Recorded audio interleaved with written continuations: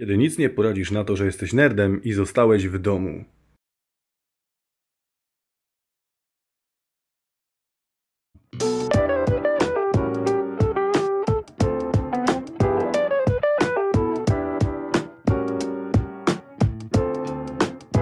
Cześć, z tej strony Retro Gaming Laptop, a dziś odcinek dla tych, którzy lubią troszkę dłużej niż troszkę krócej.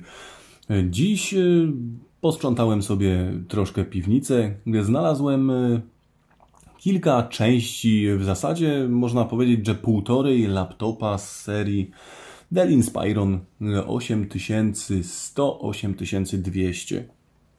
Mam tutaj w tej chwili dwie płyty główne, kilka kart graficznych, jakieś pamięci, troszkę plastików. Spróbujemy tutaj coś z tego wymłodzić i stworzyć jakiś projekt. Myślę nad czymś, co będzie sobie bez problemu radziło z 98, jak też z X-Packiem, z grami powiedzmy do roku 2002, 2003 i żeby jeszcze tak fajnie było, to chciałbym, aby to było ze wsparciem dla gier DOS. Czy to się uda? Nie wiem, ale spróbuję się pobawić, może coś z tego wyjdzie. Na start, co będzie bazą jakby naszego komputera? Myślę, że pójdziemy sobie tutaj, może to nie jest najpopularniejszy wybór wśród retro maniaków, natomiast myślę, że tutaj wykorzystamy sobie płytę główną na sokecie 478 mobilnym, pod mobilne Pentium 4. Sama płyta jest jak najbardziej ok, ma możliwość montażu dysku twardego, ewentualnie dwóch bądź nawet i trzech dysków twardych. Standardowe gniazdo PCM-CIA zostanie zamontowane w tym miejscu. Generalnie sama płyta ma również wymienne karty graficzne, o których za chwilę. Nie jest to zła płyta. Myślę, że tutaj jak najbardziej fajnie będzie na tym coś zbudować. Spójrzcie, jak fajnie jest schłodzony mostek płyty. To wszystko jest radiatorem mostka. Także naprawdę tutaj, jeżeli chodzi o sekcję zasilania, o mostek, o tego typu sprawy, jest to fajnie rozwiązane, więc myślę, że jak najbardziej do tego, co chcemy, a mianowicie do gier, będzie to super zasadny projekt.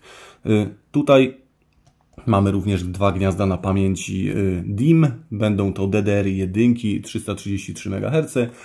Myślę, że w przypadku Windowsa 98 i XPac'a tutaj pojemność skończymy między 512 a 768 MB, ale to sobie jeszcze zobaczymy na sam koniec. Jeżeli chodzi o możliwości portów rozszerzeń takiej płyty, no to mamy tutaj gniazdo stacji dokującej, mamy LPT, mamy RS232, mamy dwa USB-ki 2.0 i wyjście VGA. Myślę, że to nam tutaj jak najbardziej zrobi robotę. Dodatkowo zawsze możemy sobie jeszcze coś rozszerzyć za pomocą kart PCM-CIA. No i mamy jeszcze tutaj takie malutkie wyjście Firewire, ale to już chyba całkowicie poza konkursem i nie będziemy tego już do niczego używać. Jest to, jakby na to nie patrzeć, archetyp. Skoro płytę mniej więcej mamy omówioną, no to może przejdźmy do kwestii procesora. Sercem tej płyty będzie Pentium 4 mobilny o taktowaniu 2,2 GHz. Ktoś by powiedział, że to nie retro, ktoś by powiedział, że skoro już robisz taki build, a masz drugą płytę na Pentium 3, to dlaczego to nie będzie Pentium 3, skoro to bardziej by pasowało pod wszystko? Już Wam mówię.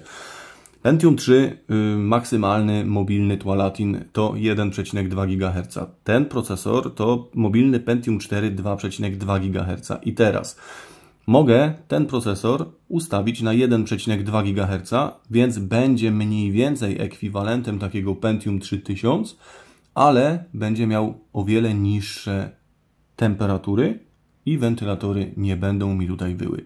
Więc w tym konkretnym przypadku samo zastosowanie tego procesora ma sens, zwłaszcza, że jeżeli będę potrzebował jakiejś większej mocy obliczeniowej, będę mógł sobie tą częstotliwość podnieść na 2,2 GHz, czego nie będę mógł już zrobić w przypadku mobilnego Pentium 3.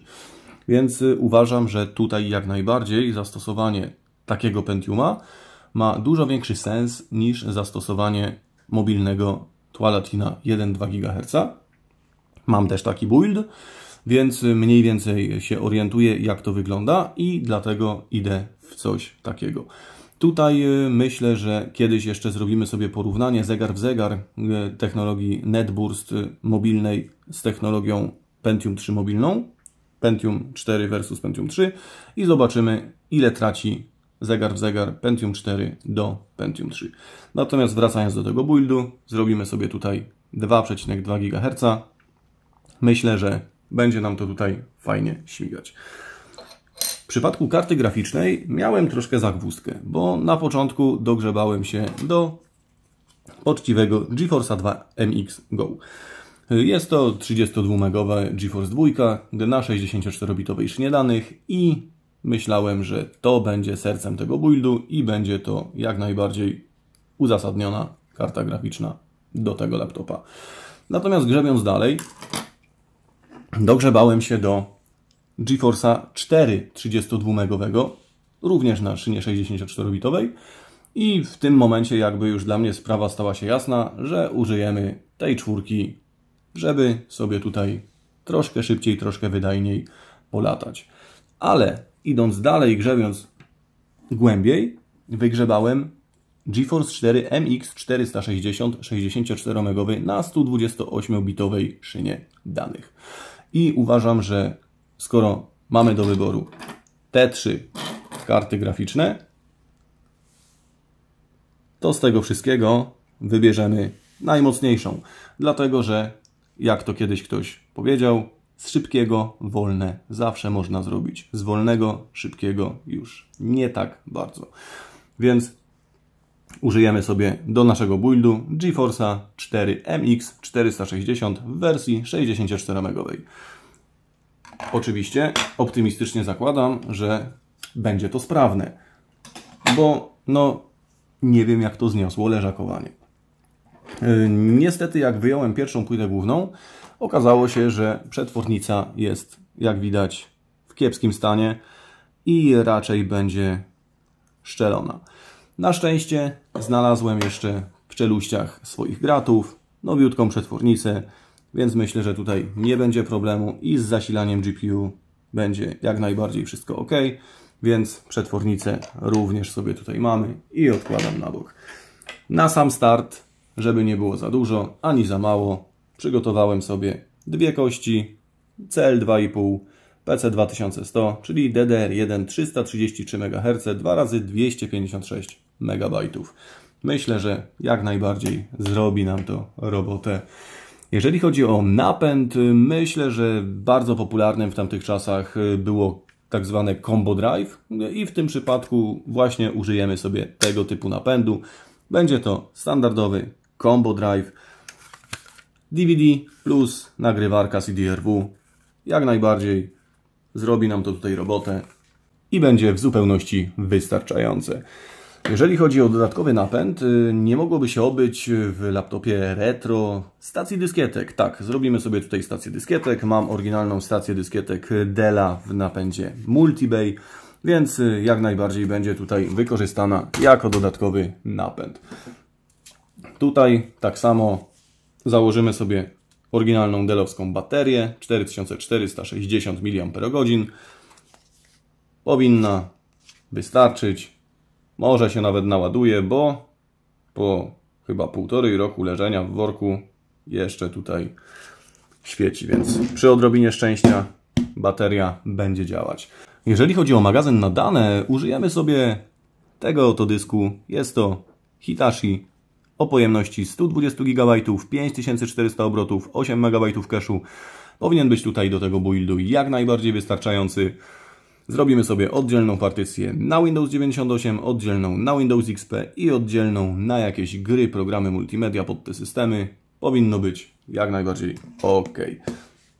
Co dalej? Dalej wrzucimy sobie na pewno kartę sieciową 10x100. Może się przydać, być może kiedyś dojdzie do jakiegoś LAN party, więc taka karta zawsze na propsie. Na sam dysk użyjemy sobie kieszonki, która jednocześnie ma wyprowadzenie pod port podczerwieni. Port podczerwieni jest wbudowany w płycie głównej. Powinno tutaj jak najbardziej nam to spasować. Co więcej, mamy podstawowe komponenty, ale nie mamy jeszcze najważniejszego, a mianowicie wyświetlacz. Nie wiem czemu, ludzie czasami patrzą na to troszkę tak, jako rzecz drugiej kategorii. Natomiast dla mnie wyświetlacz jest naprawdę bardzo kluczową rzeczą całego systemu. I tutaj w tym przypadku udało mi się kiedyś upolować w przypadku Deli z Danii, które sobie zakupiłem, które możecie sobie zobaczyć na innym filmie, matrycę Ultra Sharp UXGA. I tą właśnie matrycę użyjemy sobie w tym właśnie buildzie.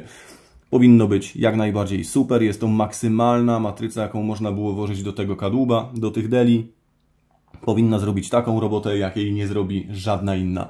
Więc jak najbardziej cieszę się na tą matrycę i sobie ją tutaj zaraz będziemy próbowali założyć.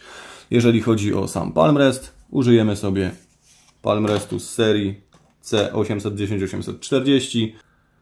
Jest minimalistyczny i wydaje mi się, że w zupełności starczy nam tutaj do tego buildu.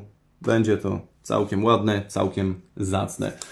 Co się tyczy nagłośnienia, użyjemy sobie poprawionych głośników Harman Kardon, które były montowane w drugiej rewizji tych kadłubów. Więc z dźwiękiem również nie powinno być jakichś większych problemów.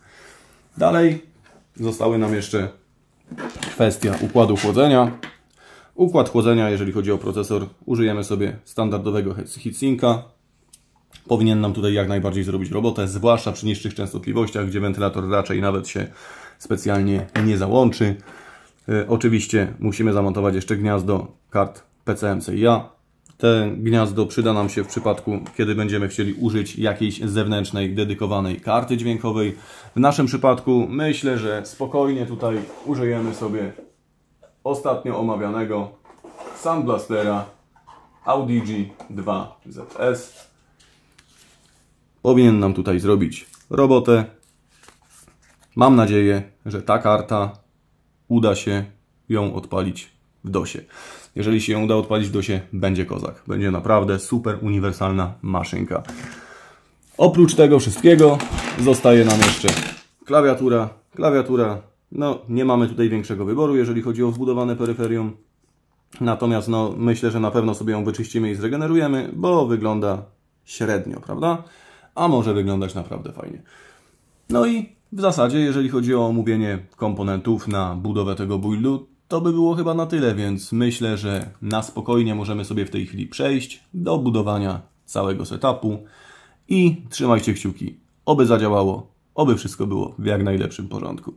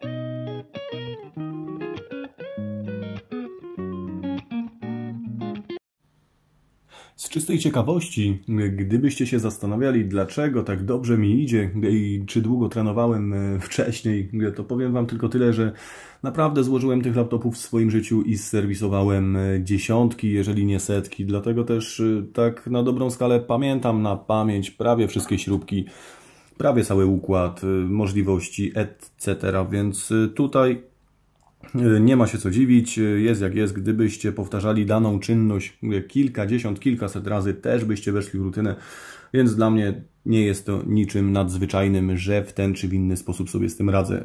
Z ciekawostek, jeżeli byście kiedyś chcieli sobie złożyć retro laptop i byłby to laptop właśnie na kadłubie Della C810, 840 bądź Inspiron 8100, 8200.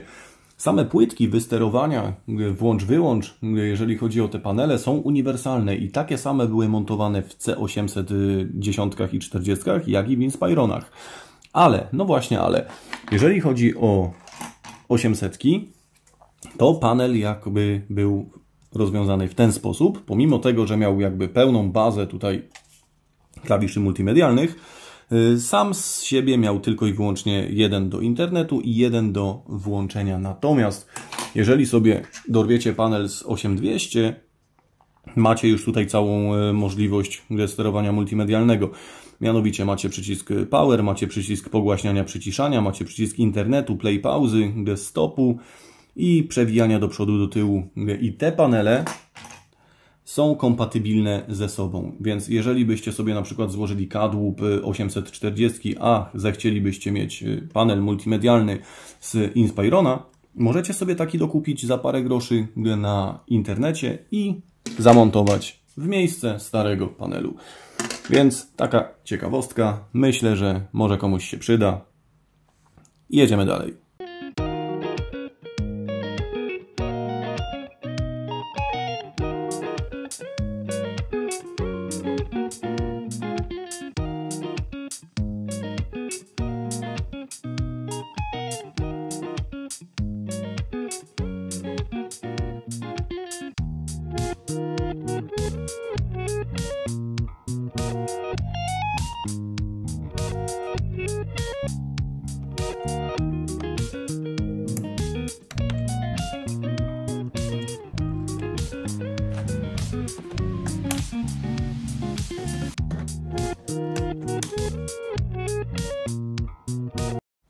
I kolejna rzecz warta pochwalenia się, a mianowicie klawiatura. Spójrzcie, jak super zregenerowana. Po prostu nuwencja.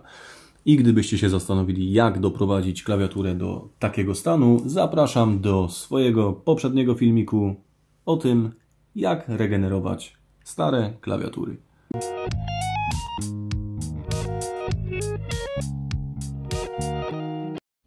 Słuchajcie, jeżeli chodzi o kartę grafiki do Della Inspiron 8200, 8100, 8000 bądź Della C800, 810 i 840, sprawa wygląda tak. Tak wygląda oryginalna karta grafiki do tego laptopa. Natomiast czy możemy coś zrobić, biorąc pod uwagę, że zakładamy tutaj retrogranie, żeby jej trochę pomóc, delikatnie ją odciążyć i żeby pożyła trochę dłużej? Wydaje mi się, że jak najbardziej tak, a mianowicie możemy tutaj nałożyć radiatory na kości pamięci oraz troszkę poprawić odprowadzanie, a nawet bardzo z rdzenia graficznego. Na początek najprostsze, czyli nałożenie tutaj radiatorków na kości pamięci.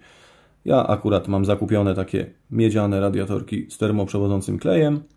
Dociskamy sobie lekko jedną po drugiej i w tym momencie już odprowadzanie tego ciepła będzie na zupełnie innym poziomie. W momencie, kiedy sobie tutaj będziemy naklejać takie radiatorki, dokładnie obejrzmy sobie kartę graficzną i sprawdźmy, czy radiatory znajdują się tylko i wyłącznie na górnej powierzchni, czy również na dolnej, tak jak w moim przypadku. Jedna kostka była w tym miejscu. I zanim nałożymy cokolwiek, sprawdźmy, czy wymiary, które po założeniu będzie miała karta, będą nadal wystarczające, żeby ją zamontować z powrotem do laptopa. Bo jeżeli się okaże, że w tym przypadku nie będzie nam się mieścić, no to mamy lipę i nie jesteśmy w stanie nic z tym zrobić. Jeżeli chodzi natomiast o sam rdzeń, wymyśliłem sobie, że wytnę sobie element tego aluminium, które jest tej samej grubości, co zadany tutaj thermalpad i zrobimy sobie, jak w przypadku IBM T60P, kanapkę, a mianowicie pasta termoprzewodząca, blaszka aluminiowa, pasta termoprzewodząca. I teraz będziemy mieli dzięki temu naprawdę duży, masywny radiator. A co jest radiatorem tej karty graficznej? To jest bardzo ciekawe rozwiązanie. Już Wam pokazuję. Radiatorem tejże oto karty graficznej jest ta oto klawiatura. Klawiatura jest skonstruowana w ten sposób, że nie przenosi temperatury na klawisze, natomiast sam backplate klawiatury jest w całości aluminiowy i przeniesiony ma heatpipe po jednej części.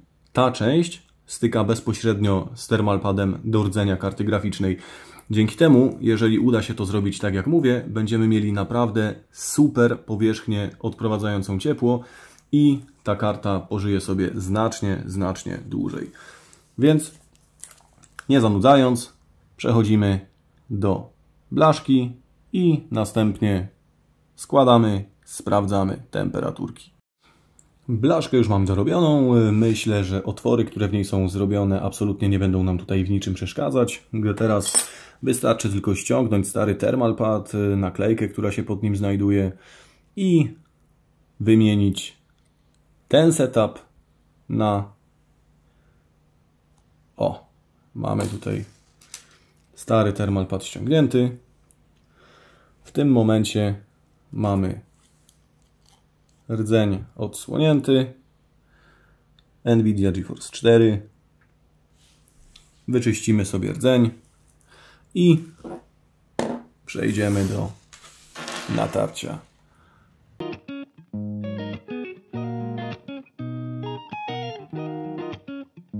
Oba rdzenie są już czyste i możemy przejść do nakładania pasty termoprzewodzącej. Tutaj w przypadku takich starszych sprzętów tak naprawdę nie ma sensu wydziwiać z jakimiś krajonautami czy innymi wynalazkami. W zupełności starcza taka pasta, która tak naprawdę nie robi jakichś większych różnic in minus względem tych lepszych.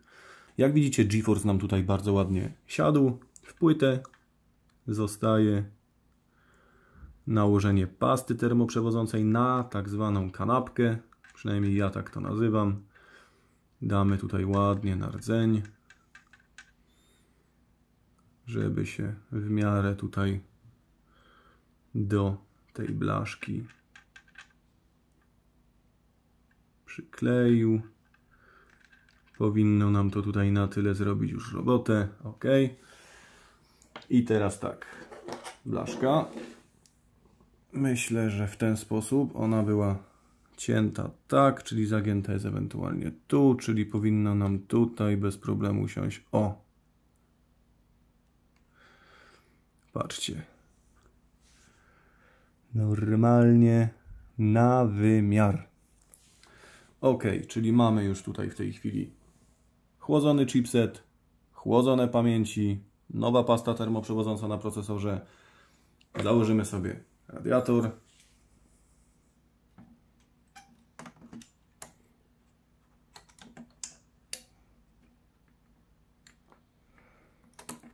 Trzeba się na chwilkę skupić, żeby tutaj niczego nie urwać. OK. Cała klamra CPU działa na ścisk. Robimy cyk. Chwyciło. Zapinamy taśmę do karty graficznej. Pyk. I w tej chwili zostaje przykręcić kartę grafiki, nałożyć pastę termoprzewodzącą i powinno tutaj już resztę zrobić sama pasta. Temperatury powinny być lepsze, a czy będą?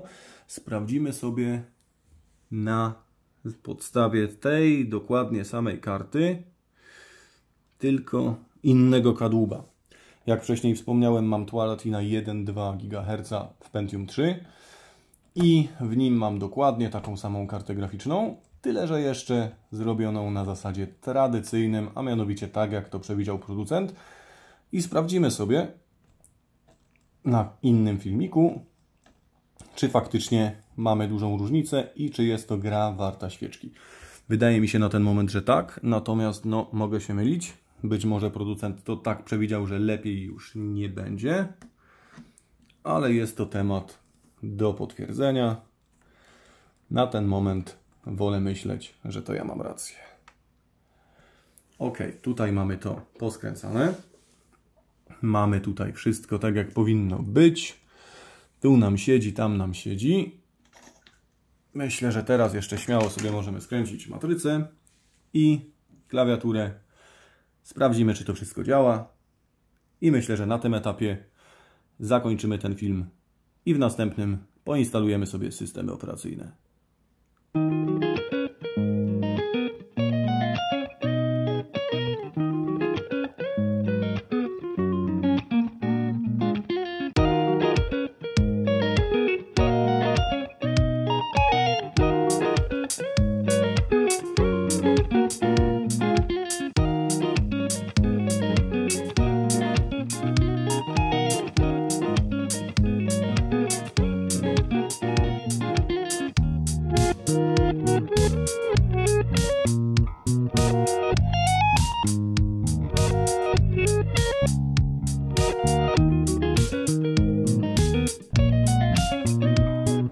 I chwila prawdy, działa czy nie działa? Zasilacz podłączony,